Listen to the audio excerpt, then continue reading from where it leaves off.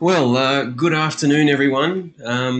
Over on in New Zealand, the east coast of Australia, and I'm pretty sure the west coast now are in the afternoon as well. For everyone else around Asia, good morning and good afternoon as well. My name is Damien Bootsma. I'm a software consultant with Embarcadero, based in Sydney, Australia, and this is our little Developer Direct 45 minute to an hour webinar that we'll be running. And today we'll be focused on getting configured for iOS development. So just before I kick off, can everybody hear me okay? You've got a little Q&A section in your go-to webinar control panel. Yes, Peter, thanks, mate. Much appreciated. Fantastic. Everyone can hear me. Brilliant. Okay. Thanks, guys. Thanks very much. So we are recording this session as well, and we'll be making it available shortly afterwards. I know I say that all the time, but I do have all the recordings available, and we're just looking for a better way to publish them. And I think we're going to be looking at some different online media as well. So we'll see how we go with that. Let's clear these up. And I'll explain a little bit more about go-to webinar and Developer Direct as we go through. So Developer Direct, for those that it's their first time joining us, is basically a fortnightly webinar series where we try and pick out some important topics to share with you, a little bit like a lunch and learn. We try to make it as informal as possible, but also as a way to sort of disseminate any important information and event detail that are coming out of Embarcadero as well. So it's pretty low key, pretty relaxed. We just try to just pass on as much information as possible on particular topics. Now, if you want to get involved with developer directors in asking questions or comments or what have you, there's two ways to do it. We'd really like you to use Twitter if possible to really sort of expand the message and get your followers looking at what you're tweeting about and what it all means by using the hashtag EMBTDD. So EMBT for Embarcadero Technologies, DD for Developer Direct. We'll be searching that throughout the broadcast and seeing if we can answer your questions as we go through. You would have also noticed in your GoToWebinar control panel down the bottom here, there's a little Q&A panel. I'm on my own today. I normally have Malcolm or one of my other colleagues, but I'll be just sort of periodically checking that as we go through as well for any questions, and I'll answer them and also respond to them via text as well. So we'll make sure all your questions are answered as we go through our session today. So the other regions, they've got a few more resources than us in APAC. So they're running theirs weekly. We're going to be doing ours fortnightly. And pretty much everything is geared around XE4, which was released just under a month ago now. And so we wanted to really start from the beginning and work our way through a lot of the key features of XE4, which is sort of centered around the iOS development now. So today we're going to be talking about getting configured for iOS development, looking at sort of all the little steps that we tend to sort of gloss over when we do product launches and demos, because we sort of assume that everyone knows that, or it's a little bit boring. But without spending the 20 minutes to get it configured and up and running, you're not going to get very far. So we'll spend a bit of time looking at how we configure our environment for doing iOS development. Our next topic, Malcolm's going to be taking, and that's going to be around designing your iOS user interface. Mal's just finished working on a bunch of little projects where he's learnt a whole bunch on styles, on using live bindings, on layouts, on form factors, and all sorts of different things which are quite pertinent to multi-device and mobile development. So Mal will take you through that. I'll be there as well, but sort of pointing out sort of all the little gotchas and little design considerations to make when designing for multi-device applications. June the 7th, we're going to be talking a bit about FireDAC. Just as it was released, that was probably 3 months ago now, 2 months ago. FireDAC is our new data access component library. And we did a very brief webinar on that during Developer Direct. But obviously now there's a lot more that's come to light around FireDAC. And so we'll have a webinar devoted just to FireDAC. how that works for both OS 10 for Windows and for iOS development as well. So we'll have a look at that. Again, another really exciting announcement with XE4 is that Interbase is now running on iOS. We've had Interbase running on a number of different platforms for quite a number of years now. In particular, OS 10's been around for a little while. But now we've actually got Interbase on iOS, and we're going to spend a bit of time looking at how we actually develop applications that run on the device, but also how we can sort of work in a multi-tiered environment as well. So we'll spend a fair bit of time on that. And I've got one slide later to talk a bit about what Interbase for iOS is all about as well. And on Independence Day in the US, we're going to be doing some multi-device sensor and services framework presentation overview. I'll probably get my colleague Anders. I'll pull him out of his things, out of his fireworks and barbecues, to spend a bit of time just explaining what he's done in that sensors and services framework, what you actually get inside it, how to code for it, and how that works in a multi-device environment. So I've got one question, I believe. I'm just going to have a quick look here. Okay, so FireDAC for XE4 talks about an add-in package for fast reports. I can't find it in fast reports, don't know anything about it. Peter, I'll take that offline, and I'll try and get back to you on that one. So there is an add-on pack for both FireDAC, and there's also the fast reports add-on pack as well.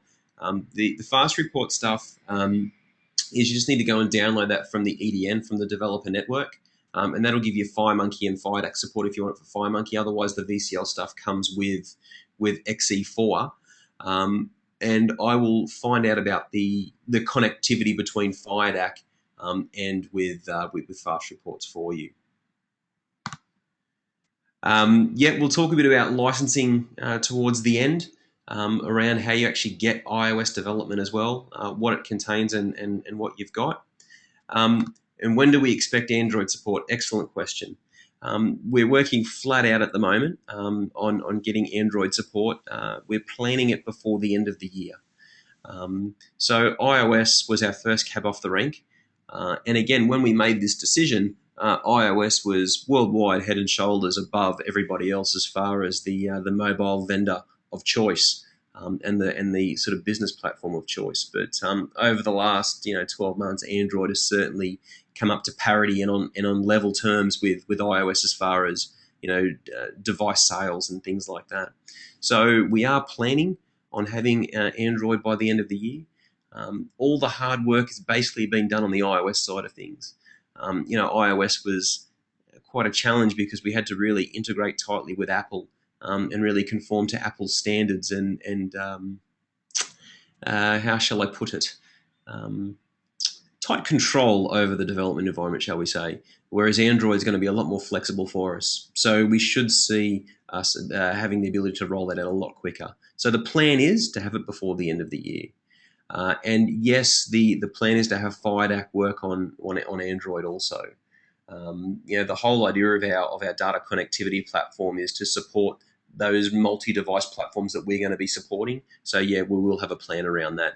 And as that gets a little bit closer, more information will come to light as well. The upgrade path for Delphi and Android, we'll try and cover those things off towards the end of the session. I've got a slide that talks a little bit about that as well. And are we considering Windows Mobile sometime in the future? Yeah, we are. We are considering it. We're just having a look and seeing how that whole space plays out. The focus right now is iOS and with Android, and that's going to give us a fair chunk of the market to support, and hopefully for your customers as well. And once Android is complete, then we'll sit down and have a look at what our customers are asking of us, and then we'll make some plans.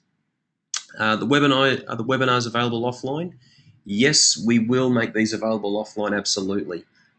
Hopefully you'll enjoy them, and you'll get a bit out of them as well. So, no worries at all. Excellent.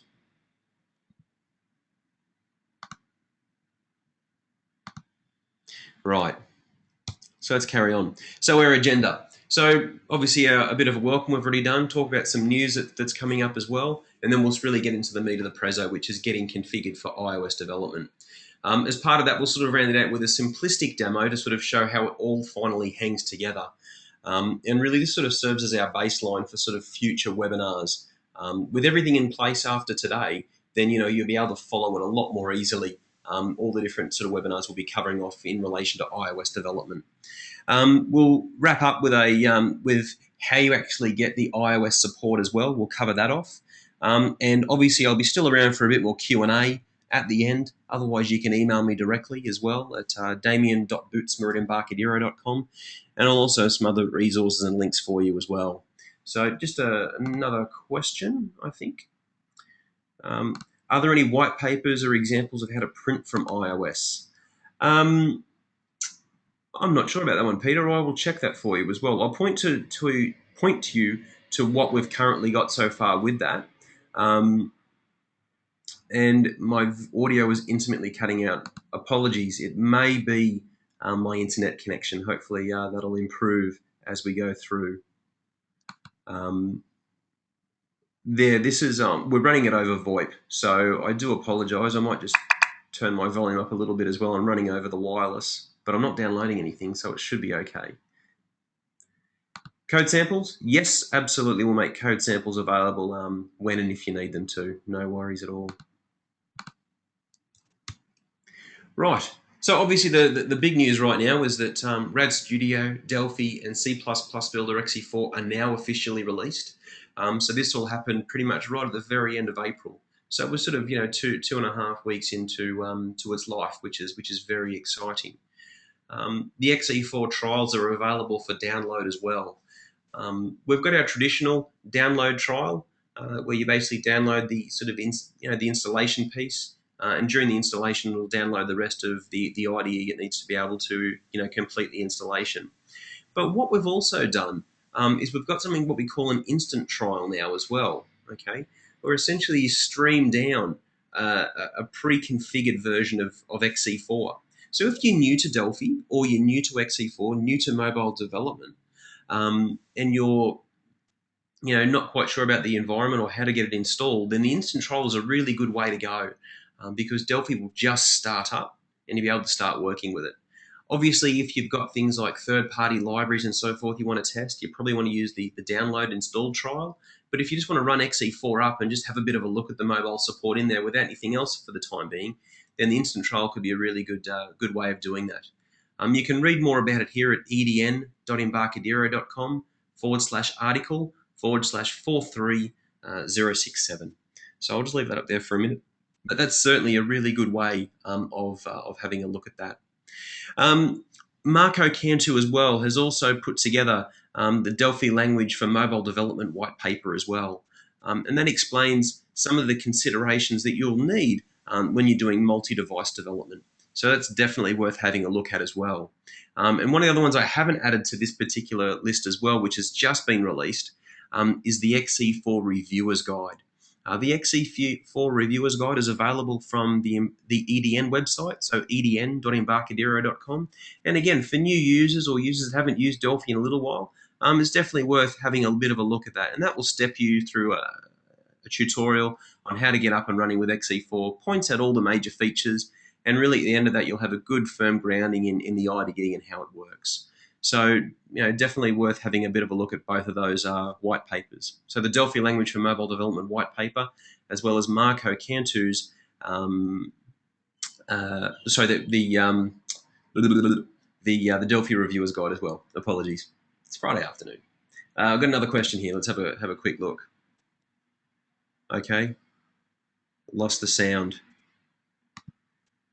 Can you hear me now at all, Jude? Is that any better at all? Maybe I need to speak up a little.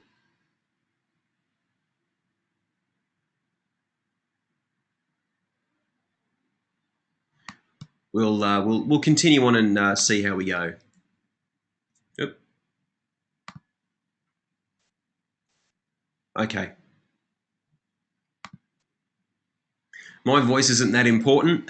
It's what's on the slides and the demo itself, which is probably going to be more value than my croaky voice. So please keep an eye on the slides and the demos themselves. Cool. So the other big announcement that's linked up with the XE4 release has all been around, the embeddable version of Interbase for iOS. Really before this, and you're doing iOS development or Android development, you only really had one option for databases to embed on the device itself, which is SQLite. There's nothing wrong with SQLite. It's actually a very good little database if you're doing some simplistic data management capability. SQLite's free. It's pretty feature light, but like I said, if you only need something to store some common data, then it's very useful. Doesn't have security, single read write, but again, the big benefit of SQLite as well that it runs on Windows, Mac, and iOS, and is a DLL, obviously being for Windows, and a dynamic lib for OS 10. But Interbase, we've got two versions: Interbase to go and Interbase IB Lite. Okay, so Interbase to go is a full-featured, deployable version of Interbase. So it is commercial, so there are some costs associated to that. I don't have those costs with me right now, but you can email me offline and I can get you those details. I'll look them up and find them for you. It's a fully featured database. So what I mean by that is, we have all of the major data types supported. We have secure encryption. We support SQL 92 standards. We have fast multi-read-write support. We're supporting Windows, Mac, and iOS as well, and also that static lib support, so we can deploy that with our application to iOS. But there's also a free version of Interbase as well called IB Lite, okay? And this is really becoming a direct competitor for SQLite. So it's free. It does have some feature limitations and it doesn't have encryption, but it is SQL 92 compliant. So if you're looking for that little bit more than what SQLite offers, then Interbase IB Lite is a good option.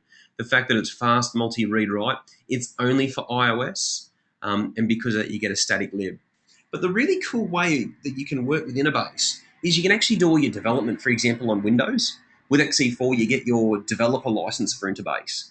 So that gives you things like the IB console and things like that. So you can actually do all your development on Windows and create your IB or .gdb file. And with that file, you can actually then go and deploy that to the device, bearing in mind you haven't used some of the specific features that IB Lite requires, or you haven't got it encrypted. It's a really, really simple way of working. And we make it very easy to deploy the database with your application as well, which you'll sort of see in future webinars. Particularly when we talk about deploying Interbase to iOS, when we capture that webinar as well. So a few more questions. This is good. Okay, so I am dropping out a little bit still.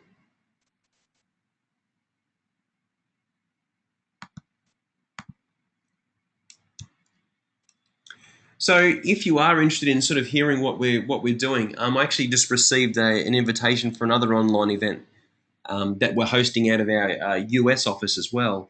If you go to our main page, which is embarcadero.com, and go to the news section and down to events, you'll get a list of all the webinars. David I typically hosts the webinars along with Anders Olsen. Stephen Ball, my colleague out of the UK, also does a couple as well. And obviously we'll be doing our developer direct webinars as well. So there's a whole bunch coming up in and around XE4, Interbase, some of the database technology as well. So if you want to keep up to date with webinars and register for them, then just jump on this URL here and have a bit of a look and get registered. All right, so getting ready for iOS development. Let's actually now get into the meat of the session today. So, there's actually a few little steps to go through in order to start developing for iOS. There's really sort of two ways that you can work. Whichever way you choose, you're going to need OS 10 in some way, shape, or form. Whether that is how I'm running right now, and I'm basically running on a MacBook Pro, so I've got OS 10 as my base operating system, but then I use VMware to basically run Delphi inside a Windows virtual machine. And you could use Parallels as well. So you've got a couple of ways of being able to run that on the MacBook Pro. The other option you've got is to have a separate Mac, whether that's a little Mac Mini, and they typically retail for, I think it's about 700 Australian dollars now, or if you've got a full-blown Mac, even better. But you can also then have a separate machine running OS 10 as well. Now, we do need OS 10, again, because that is due to Apple's strict control over the development environment. The SDKs the simulators in particular, the code signing for all your certificates has to be done on OS 10, and hence the reason why we need that. But our goal with XE4 is to really preserve the F9 experience. So you've got to set this up basically once, and then you would work in Delphi, much like you work in Delphi today. Okay, where we do our coding, Control F9 to compile, F9 to run, and through your profiles, you will basically choose which device or which platform you'll be supporting, whether that's the simulator, whether that's the device, and based on your decision, Delphi will take care of the rest. But there is this little bit of configuration to go through, and so we'll step through each of these to make sure everyone's okay with what we're talking about. So I've just got a couple of other questions here. Let's have a look. All right, we have a Mac user. Fantastic. Jude, are you a Delphi user as well? Or is this your first time to develop a Direct? It'd be interesting to hear from you on that. And if not, this might be a good idea for you to approach your spouses and let them know that you'd need a MacBook Pro. I'm still working on mine. This is a work one. I'm still trying to convince my wife that I need another one for home as well. So wish me luck on that. So Jude used to be a Delphi developer, 10 years. Well, hopefully, Jude, XE4 will hopefully get you back excited again and get you into OS 10 and iOS development. So enjoy the rest of the session today. All right. So the first thing I'm suggesting that we go and do is jump over to the Doc Wiki. So the Doc Wiki is pretty much becoming our de facto place now for a lot of our documentation. Obviously, we ship Doc when you install XE4 and XE3 and so on and so forth. But we find that we're updating a lot more information up on the Doc Wiki as well. So going to docwiki.embarcadero.com should be one of your first port of calls. And if you're like me and when you get into the office, you grab a coffee, have a couple of web pages to go through before you start work. I get to work at 7:30. Just kidding. It's actually a really good place to sort of start and just sort of glean bits of information on a regular basis. But if we go over to the Doc Wiki page, this is the first page that you'll see, and we want to go up to XE4, and this will take us over to the XE4 landing page, and this will present us with all of the relevant information about XE4. So we've got here all of the release notes, all the installation notes, some really simple tutorials. So even if you are brand new to Delphi, okay, you can start here and actually learn the keywords, the syntax, the workflow for how you build your application, which is quite cool. But the thing that I'm most interested in right now is this link down here to iOS mobile application development. And we're going to follow that link, and this is going to give us basically our checklist for everything that we need to do to configure our system, whether it's the single MacBook Pro, or whether it's a separate Mac Mini or Mac. All the steps required to get these things integrated and humming along nicely. So just another question. Okay, this is a good question. Is it possible to run OS 10 within a VM, although it's against the Apple's terms? So there is, I believe, a license for the OS 10 Server Edition, and the OS 10 Server Edition has some terminology in its EULA, or its end-user license agreement, that says that can be virtualized and run. So there is some weasel words around having that available. Now, this is a recording, and I'm not certainly condoning this, but also people talk about Hackintosh, which are basically strung together virtual machines with OS 10 on them, considering it's all Intel hardware, which are available. And I've heard people anecdotally say that they get by with that as well. Obviously not supported by Apple, but that's something other people are using as well. iMac 27 views running here. XE4 under VM. Brilliant. Excellent. Is that with that massive monitor as well, I wonder? Can Mac run a virtual machine? Yeah, as we said before, I believe the server edition of OS 10 can. I'm not sure of the costs around that, but there are other ways of doing that as well, legally or illegally, depending on which way you look at it. Have you addressed the problem with the PA server and having to disable the OS 10 firewall to get it to work? I believe as of writing, you still need to disable the firewall. or at least just open the port, the 6625 port that the PA server requires. But I'll double check that as well. The answer is no for that question. Okay. So here's our list of basically all the steps we need to do.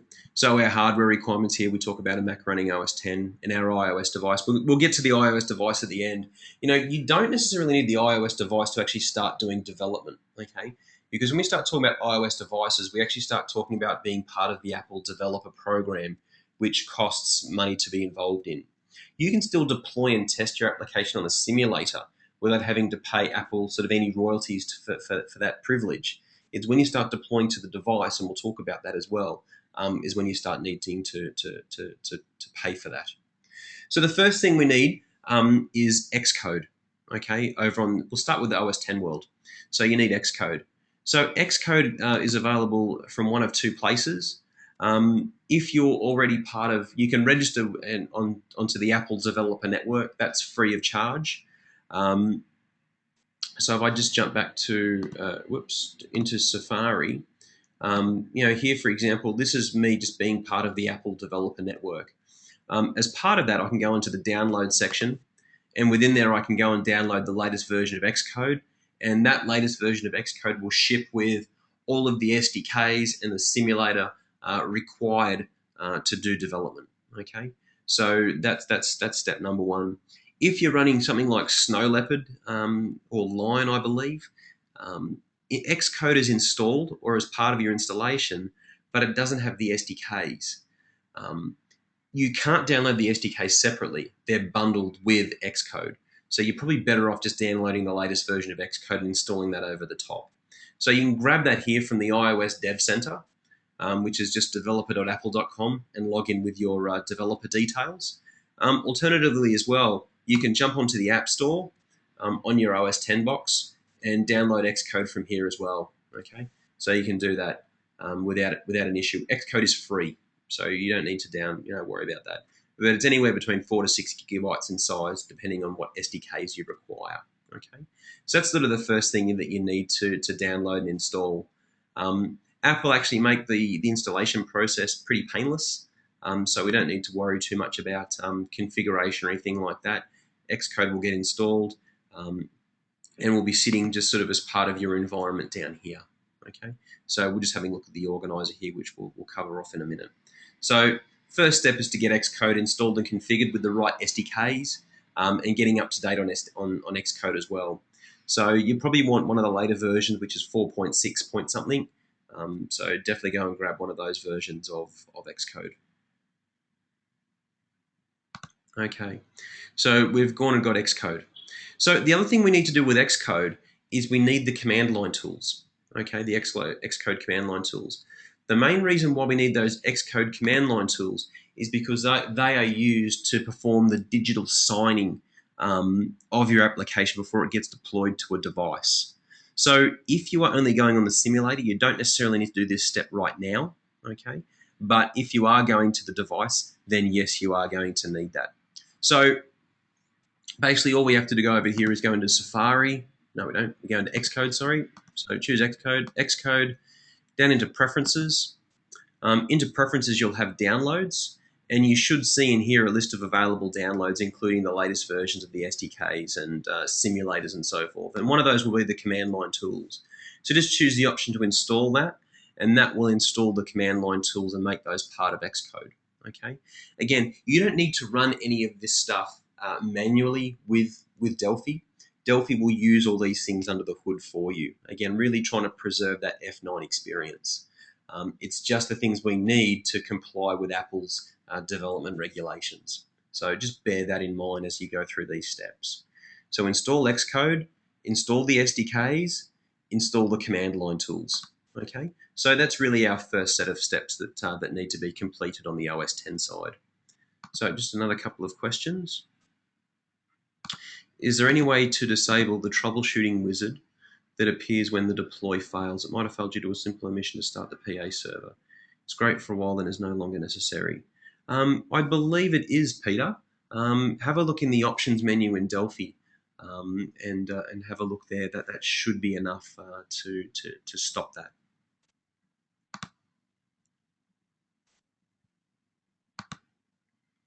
Okay, so we've got our OS 10 and Windows, we've got our Xcode, our SDKs, our simulators, and our command line tools installed. The next thing we need to install on OS 10 is the PA server. So PA stands for Platform Assistant, and this is essentially what the remote debugger was. Okay, still performs exactly the same function, except we've rebranded it now, and it basically, instead of just doing remote debugging, it also helps with the deployment facilitation as well. So how do we get that? So once you've installed Delphi, so really you've got to install Delphi first. So go and install Delphi on your Windows machine. Follow the bouncing ball. You can download, for those that have support and maintenance and have got access to Delphi, I encourage you to go and grab the ISO, which is up on the developer network under your registered users download section. That's the best way of getting it. Otherwise, what you'll end up having is you'll download a 60 meg installation starter, and then Delphi will be downloaded and installed synchronously at the same time. So depending on which way you want to work, I certainly just prefer grabbing the ISO from the EDN website. But once you've installed Delphi, this is just a vanilla installation of Delphi. I haven't done anything to it. Under Program Files, Embarcadero, RAD Studio 11. Again, normally at this point, people ask about 64-bit as well. Can Delphi run on 64-bit? Yes, it's still a 32-bit application, so it'll run in that 32-bit space and will be installed on the Program Files x86. So yes, there's no issue with that whatsoever. Okay. And what you'll see in the installation folder on 11.0 is a folder called PA Server. And in there, there's this thing called a PKG file or a package file. So this is basically an MSI for OS 10. So go and grab that and copy that onto a USB or over to your OS 10 machine. Basically, I'm running VMware, so I've got this shared folders going on. So I can basically just dump that into my downloads folder and then flip back over to OS 10 and run the installation. Okay. Again, just a little word of warning as well. One of the things you get with XE4 is you get previous versions of our products as well. So you get XE3, XE2, 2010, and a couple of other versions. If you're going back to things like XE3, then and XE2 as well, where we introduced our OS 10 support and the use of the PA server, you still need those PA servers installed if you're using those versions of Delphi as well. Each version of the PA server is linked to a specific version of Delphi, okay? So it's not just one PA server for multiple versions. It's one version of the PA server for XE2, one for XE3, and one for XE4. And you'll find the XE2 and XE3 ones in exactly the same position that you find the XE4 one. So just bear that in mind if you're using multiple versions of Delphi in your environment. So we basically copy this PKG file over to OS 10, and then we flip back over to OS 10 and jump into the Finder. And under Downloads here, I should have my RAD PA server for XE4, okay? And if we go ahead and run that, it'll basically ask me where to install it. It'll install it by default under Applications, okay? And this is sort of the major folder where everything gets installed under OS 10. And so under here, you'll see the RAD PA server XE4. Now, what's really cool with OS 10, for those aren't aware, that the minute you're not happy with this anymore or you've got a new version, all you've got to do is just go and drag this and go and dump it in the trash. And that's the program uninstalled. OS 10 makes it really, really easy. So it's quite simple to get up and running and change versions of the PA server and things like that. So that's the PA server copied over and installed. And to make sure that it's working, we just double click here. That will start a command window for me. And over here, we've got our, it's all running successfully. It's just asking me if I want to enter a password. I'm not going to have a password. So it's succeeded at establishing support debugging. It's now started it running over on this port here. Okay.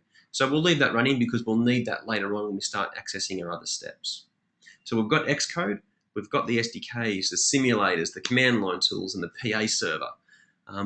from a simulator point of view, that's basically all we need to do to start doing development focusing on the simulator.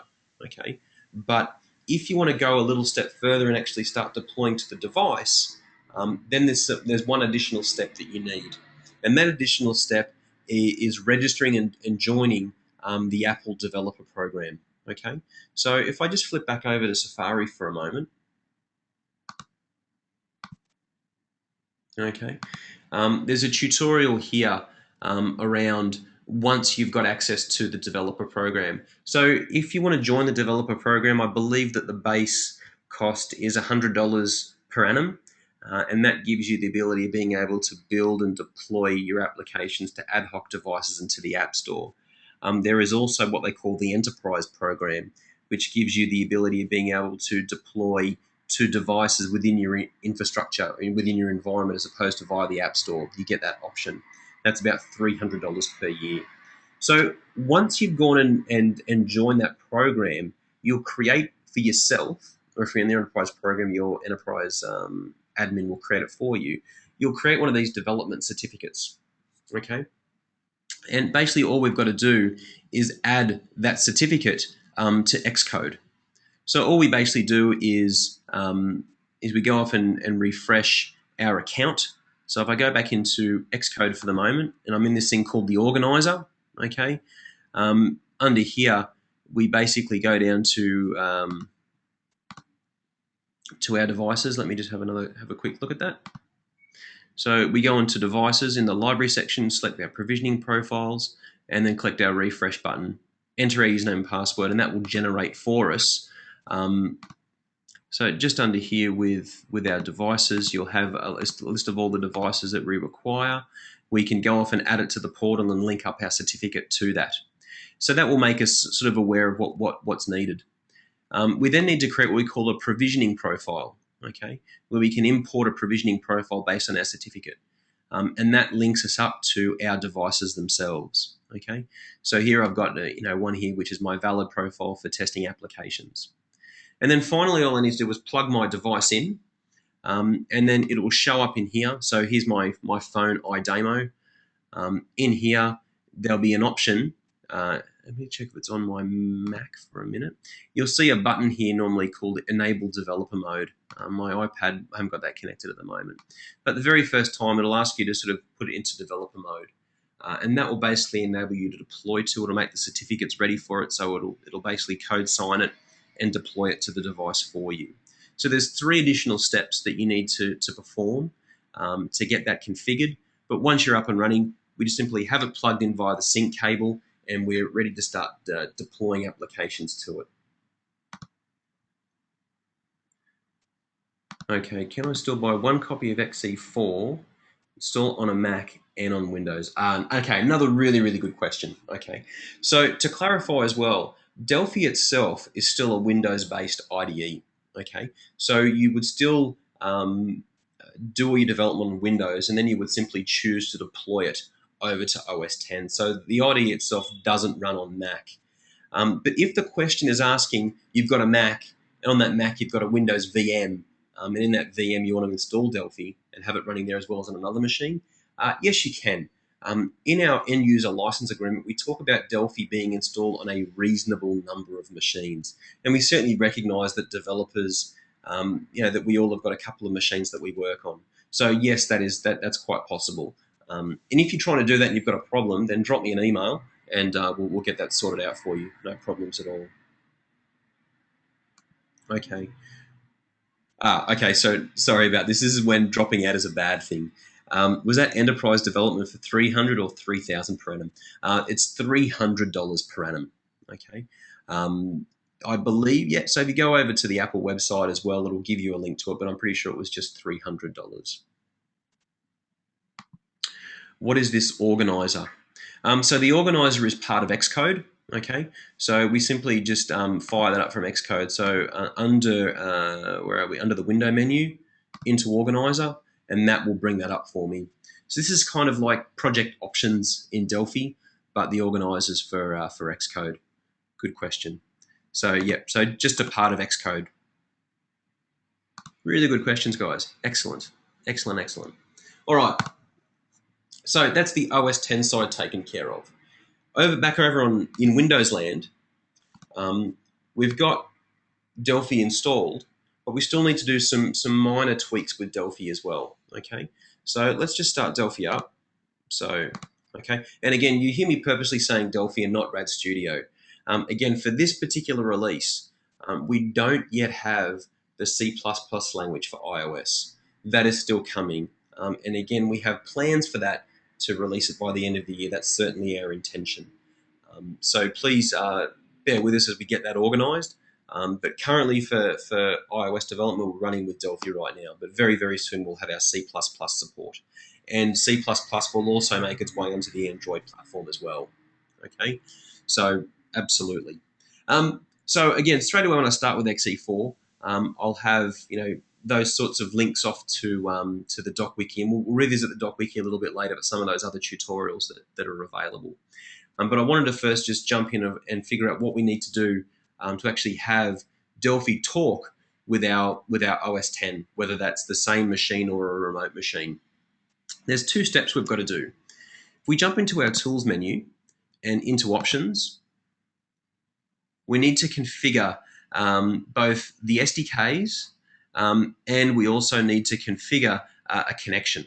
So the first thing we're going to do is we're going to jump down to something here called the Connection Profile Manager. Okay, so while your PA server is still running over on iOS, on OS X, OS 10, we go off and we click the Add button, and we give our profile a name. We give it a platform. Okay, so this could be, for example, Damo's MacBook Pro. It could be Jude's Mac. It could be whatever it is, just something that you know exactly what it is. Okay, you define the platform. Now the PA server is not just restricted to OS 10. But if you're running on 32-bit and you want to deploy and test a 64-bit application, well, you use the PA server to go and deploy to a 64-bit server as well. Okay, so it's interchangeable between platforms, not just for OS 10. So we define that as our platform. So into here we just give that a name. We click on next and we specify a IP address or a machine name and the port number, and if we've gone and specified a password. Now we've just got our demo simulator here, so if we just click on test connection, our connection has succeeded. So we're all good and ready to start running. So that's our connection profile. That's what we always did with XE3 and with XE2 as well. Okay, so that hasn't really changed, just the name of it. What has changed though is this next step, which is the SDK manager. Now, in order to do all of our compilation and sort of, again, to preserve that F9 experience, we need to link up with the SDKs that are provided by Xcode. And by doing so, everything sort of runs seamlessly here in the IDE before it gets sort of transitioned over to the device or the simulator. So again, what we do via that PA server is we click on Add. We go and choose our platform, whether it's a device, and we're doing mobile development, or OS 10, so we're choosing iOS device here. We choose our simulator that we want to connect up to, and we want to select an SDK version, okay? And we click OK, and that will then populate all of the library paths that are required in order for us to compile our application, okay? So that's all we have to configure there.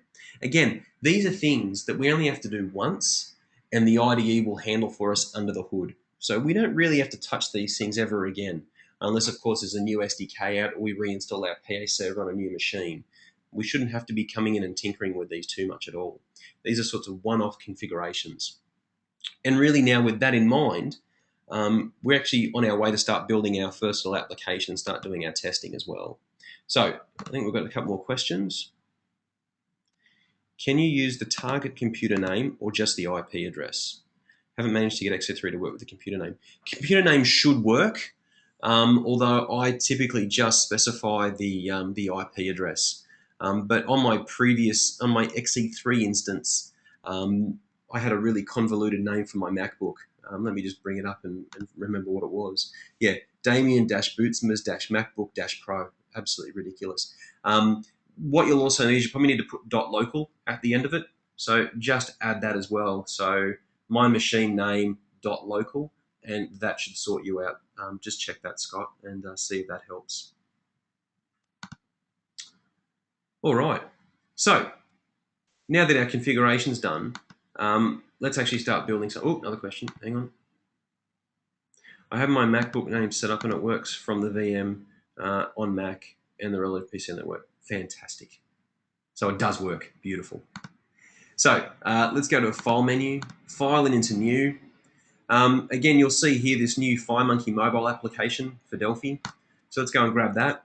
And what we've actually gone and done here as well, for those that never came to sort of our little sneak peek launches, and I'll cover off what we're doing in the next few weeks as well, is we've now got all these templates that you can start to use as well, which are pretty much de facto standards when you're doing iOS development. Okay, so if you want to do a blank app, which we're going to do, we'll have a look. Actually, no, we'll just use a basic header and footer application template, where we get a little toolbar on the top and the bottom, and so on and so forth.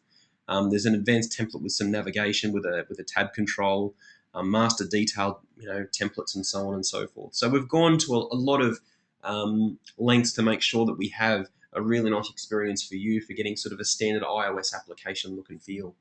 So we'll choose our basic header footer and click OK. We'll define where that's going to sit. So we'll sit under projects. We'll call it developer direct May test app. Okay. And click OK. Oh.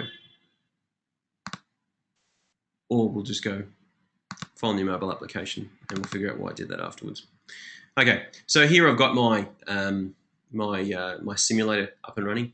Again, depending on your resolution, you can you can turn the skin off, or you can put the skin back on if you like. You can also go between iPhone and iPhone 5, also an iPad if you like.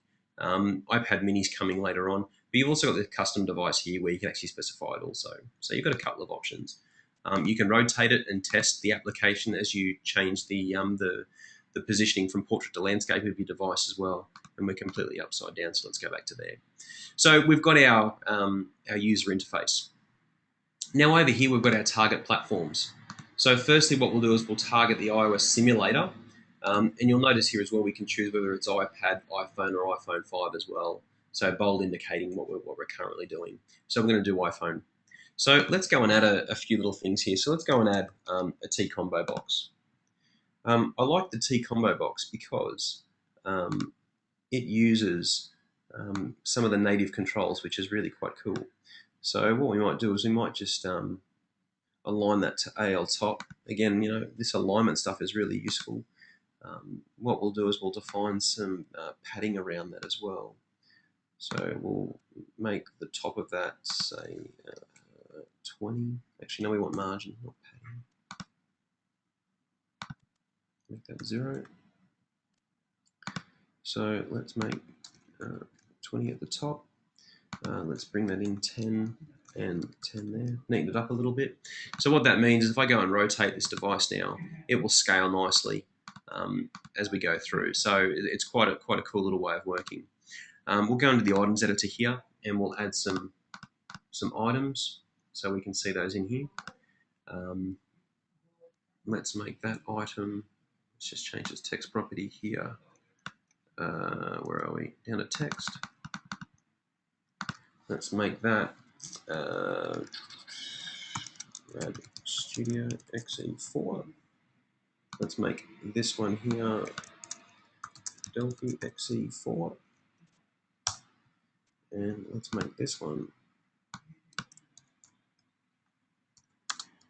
Plus Builder XE4. So we'll add those guys into there. So we've got our little combo box. What we'll do now is we'll also add a T-list box. We'll add one of those guys in. And we'll set that up over here. What we do is we might make that, let's bring that down to here. Bring that up a wee bit. Okay. And let's also add a T button. Now, one of the things you've got the ability of using here with XE4 are the styles. So, for example, the styles on a button, there's a whole bunch of different styles that we can use here. So if we go into our style lookup, you can actually get a list of all the different button styles that you may want to use for this. So, for example, we might just use a standard label for that. Okay, and we might make that align to AL top as well. All right, and we'll set some margins on that also. So where are our margins? We'll make the top 10, oops, and left and right, so that neatens up a little bit. We'll align that to AL top actually, we'll set that to AL client, so it takes up the rest of the view. So we've got that, but then again, we'll use some margins just to pretty that up a little bit. So we'll set that to 10, that to 10, the top to 10, and the bottom to 10 as well. So we've just neatened it up a wee bit. Okay. So now what we also might do is just to muck around with it. You've also got in here default item styles, where you can define an item style as well within here. So what we might do is we might change this to have a color list box item style. Let's see what that gives us. So we'll do a save all. So let's save this as our Friday test. And we'll get our save here, and we'll save the project, good old project one. And what we'll do is, in the button, what we'll do is we'll say, we'll define a string variable. And that is going to be called my combo box item string. And we're going to say, make that combo box item, actually, let's make that just a little bit clearer, str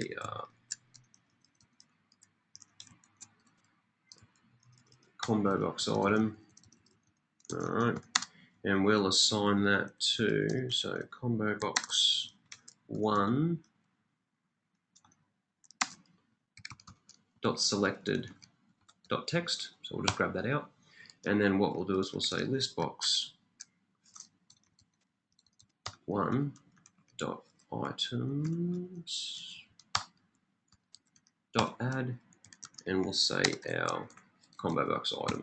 Okay, so pretty simple. We've got that sitting over here for the simulator. So let's hit run on that now.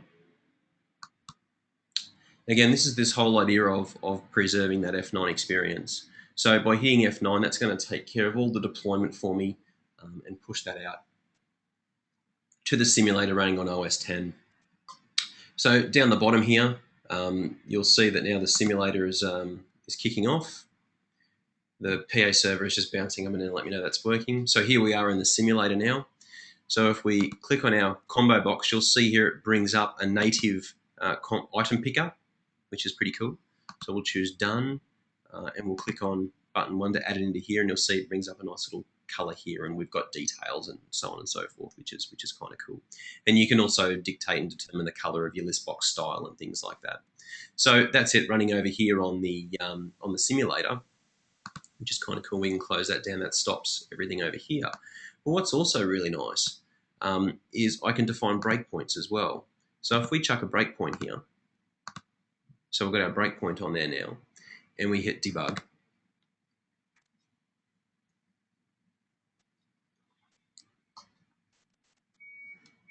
What we should be able to do now, the minute that I go and choose, the value here and hit done, and we hit this over to here, that normally will flick over now to our IDE. You can see it stopped on my breakpoint. I can step over it, and we get a little error there. Brilliant. Always the demo gods I've got to play unfairly.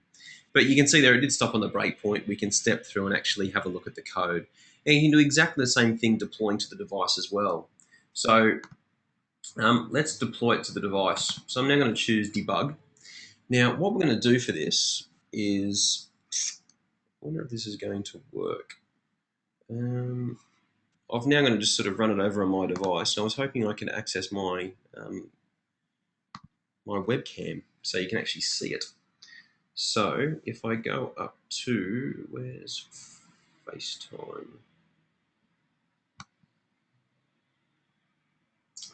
All right. So while that's kicking off, I'll check that off. Okay, so everyone can see my ordinary head. Yep. Okay, so I've got the little the iPhone here. So what we'll do is we'll have that running here over here for a minute. Um, okay, I apologise, Jude. It's a shocking head. But let's see how we go. So what we'll do now is we'll oops. So I'm in my debug view here. We'll click on run. Okay, so I'll just hold that up here for a minute. So that's off running now and going to point to my device. So if we give that just a few seconds, you should see the XE4 FireMonkey. Okay, so it's compiling now.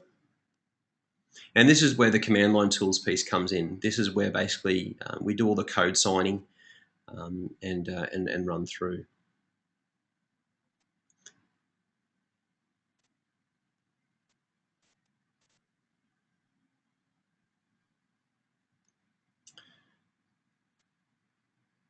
Dramatic pause for effect. Okay, so there we go now. So it's kicking off. You'll see it's all kind of backwards, but whoa. Okay, so if we go up into here and we choose our, whoops. So there's our little combo box coming up. We'll choose Delphi there, click on done, click on our little button and you can sort of see it. Whoa, that's a tad bright. But hopefully you can sort of see what's going on in there. The fact that we can deploy that over to our device pretty easily. And the fact that we haven't had to, let's get rid of that. We haven't had the need to, use Xcode or anything like that. That all just happens straight out of the box. So hopefully, that's given you the steps necessary to get up and running with XE4 with iOS development. So, really it's all about, installing Delphi over on your Windows VM, installing Xcode, and with Xcode you'll get your SDKs and your simulators. Install the command line tools because that's set up as optional. Copy the PA server from your Delphi installation folder over to OS 10 and install that. And once that's done, then go over back into Delphi and configure your connection profile and the SDK manager as well. And if you're deploying to the device, then via the organizer, define your certificate and also your provisioning profile. And with all those things in place, you'll be able to preserve that F9 experience and be able to run through.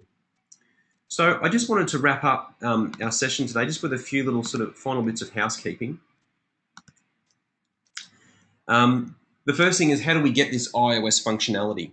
Okay, so if you are an XE3 user, in particular if you're a RAD Studio professional user, then all you need to do is have to go through the upgrade process. The upgrade process with RAD Studio will include the iOS support. For Delphi Pro users, though, there's a mobile add-on pack. Okay, my colleague in Australia, Melcher.dormido@embarcadero.com, he can give you sort of all the pricing around that. The same thing for Delphi Enterprise users. As the RAD Studio Pro user, it's just an upgrade, the upgrade cost associated to that. And then you'll be able to get the iOS and mobile support for that as well. If you're in India, then please contact my colleague Aravind. He'll be able to sort you out with pricing and more details around that. And for ASEAN, Chris Ho as well. He'll be able to help you out and point you to an appropriate reseller in your country as well. So he'll be able to certainly help you out in regards to that. I've got a couple of questions here. I have a core product developed in Visual Studio 2000 in C#. I need some iPad solution through iOS. Is that possible? So, good question. You can certainly use HTTP with your iOS applications. We've got some examples of people creating RSS feeds which serve up some XML documents over HTTP and serve that back to the client. We use REST, which is basically over HTTP as well. So if the backend's iOS, that shouldn't be an issue, and you should be able to do development for that absolutely. And yes, if you're in Australia, there's a 30% off till the 22nd of May. Thank you for that, Zane. Much appreciated. But if you've got some more details on the pricing, then please contact Mel. He'll be able to give you some good information on sort of what's going on there, and there's a couple of promotions as well. So Melcher, Aravind, and Chris. And if you miss those names, then email me directly, and I'll be able to get those names to you as well. If this is your first time looking at the XE4 product and also the first time into iOS development, they've got me, Embarcadero got me really busy over the next couple of weeks. And we'll be doing some couple of hour seminars. And in the first one's going to be as part of the Australian Delphi user group in Perth on May 14th. So if you're in WA, I'll be over there on Tuesday night. So please come along. And again, I can email you the details of where that is and what time. On May 15th, I'll be in Adelaide, working with Adam and the Adelaide A-Duggers, which is always good fun. So please come along to that if you're in South Australia. And in Canberra, we'll be down there on May 23rd. It's just a 2-hour drive from my house, so I normally just do the drive down. So I'll be down there with Sue and Anil and the other guys, which would be really nice to see and catch up with. And then outside of ADUG, I'll be talking at a mobile special interest group in Melbourne on May the 28th, and also a Sydney mobile development meetup as well on May the 29th. And we're just getting some final confirmation, but we'll also be part of the Australian Computing Society's circuit too. We'll be doing something there. And for those in New Zealand, Alistair, I saw you online. We'll also be coming over there in the near future as well with one of the special interest groups also. And we're also trying to organise an XE4 launch or a development day over there as well. So stay tuned. And if you'd like us to, then please email me and let me know. So there's plenty of resources online. Code Rage, all the sessions from our online conference you can download. Lachlan Gemmell on his tindex.net website, he's got the links to all that stuff as well, which is always really good to go and have a look at. If you've only got a sort of a spare 10 minutes during the day and you want to have a look at some of the technology, then have a look at our YouTube channel, the Embarcadero TechNet. We normally have sort of anywhere between 5 and 10 minute videos of particular feature functions of Delphi, of C++ Builder, of FireMonkey, of database development. So definitely go and have a look at that as well. We're on Twitter, Embarcadero Tech, and also the hashtag EMBTDD. I'm on Twitter as well, Damien_Bootsma. So if you want to have a look at that, and definitely go and have a look at that documentation page on docwiki.embarcadero.com. Thanks very much, guys. I hope you enjoyed our first session of Developer Direct. You can email me at damien.bootsma@embarcadero.com. Always love to hear your feedback on how you think we're going with the product itself, with the direction, with Developer Direct, with surfing, soccer, whatever it is. I'm always happy to hear from you guys. So drop me an email anytime. And thank you so much. Enjoy your Friday afternoon. I will still be online answering a few of these questions. It's so good to see so many questions come through, which is great. So let me just make sure I haven't. So here's another good question here. When they release the Android version, will that be available for XE4 users, or will we need to buy it? At this point, Sue, it looks like it's going to be part of our XE5 release. And so through that, if you get the support and maintenance component with your mobile add-on, then you'll get the Android piece. That's what I'm led to believe right now. But if you email me offline, then I can get you some more detail on that. Upgrade from XE2. Yes, there is an upgrade path. I'm not sure if the special upgrade path is available. I think it was just for XE3 users, but there is certainly an XE2 upgrade path. Absolutely, Graham. Contact me or Melcher for the commercials around that. I have an old PC, Pentium 4, 3 gigs, 512 mega RAM. Can I run RAD Studio on that? Oh, the 512 mega RAM might slow you down a wee bit, but certainly download the trial and have a look. The trial is essentially the enterprise version, so have a look at that. The 512 mega RAM might be a little concerning, but you should be able to go okay, albeit maybe a little slow. Times? Yes, so for all the ADUG events, I believe we're kicking off at 6 p.m.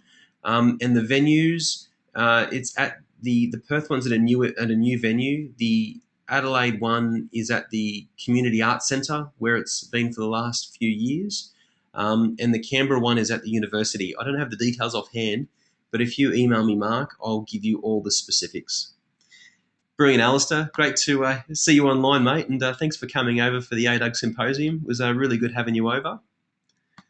And yeah, we'll get the video up, and we'll email everybody that registered for the event to let you know when it's available, Jude. So great. So I'll stay online for a little bit longer. Thanks so much for your time, guys. I hope you got a lot out of it. And if I don't see you in Perth, Adelaide, or Canberra next week and the week after, I'll see you online at the next webinar. Thanks very much. See you later.